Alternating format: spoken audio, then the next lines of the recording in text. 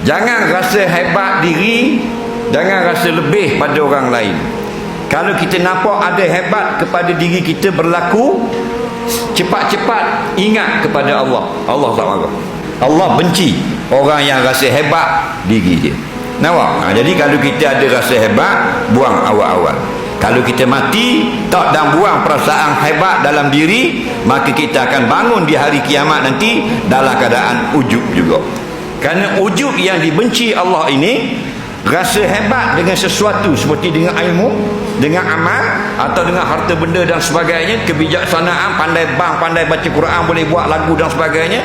Tak apa kita rasa hebat, tapi kena ingat ini kurnia daripada Allah.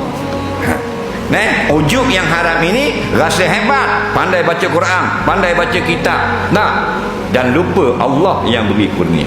Ujub itu adalah ibu daripada takabur. Bila sudah lupa Allah yang beri nikmat, akhirnya membesarkan diri. Bila ada takabur, tidak boleh masuk syurga. Mu raja ke, mu sultan ke, menteri besar ke, ketua menteri ke, YB ke, Esko ke, JKK ke, MPKK ke, Tok Imam ke, ustaz ke apa, takabur, tak masuk syurga.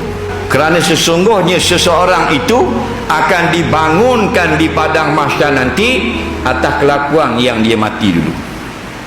Faham tak?